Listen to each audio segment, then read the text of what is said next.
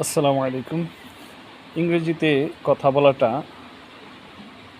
খুবই সহজ ব্যাপার।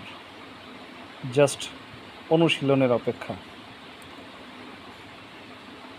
যখন কারো সাথে দেখা হয়, আমরা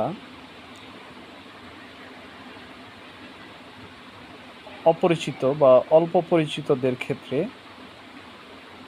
ব্যবহার করি হ্যালো, হ্যালো। ঘনিষ্ঠ কারো সাথে সাক্ষাৎ হলে হাই, তাহলে হ্যালো বা হাই এর পার্থক্য কি? হ্যালো আমরা ফর্মাল ক্ষেত্রে, আর হাই ইনফর্মালের ক্ষেত্রে। যদি সকাল 11:59 পর্যন্ত সাক্ষাৎ হয় তাহলে আমরা বলবো গুড মর্নিং। সকাল 11:59 পর্যন্ত গুড মর্নিং। সূর্যটা যখন ঠিক মাথার উপরে গুড নুন। সূর্যটা যখন মাথার ঠিক উপরে তখন গুড নুন। সূর্যটা যখন হেলে যাবে তখন গুড আফটারনুন। এই গুড আফটারনুন চলবে 4:59 পর্যন্ত।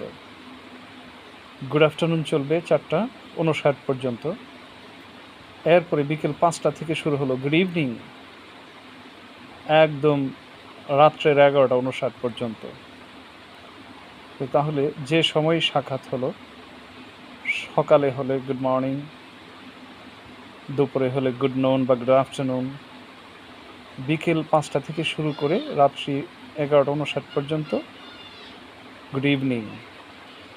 তবে ভুলেও দেখা হওয়ার সাথে সাথে আবার গুড নাইট বলা যাবে না। গুড নাইট হলো রাতের বেলায় বিদায়ের ক্ষেত্রে।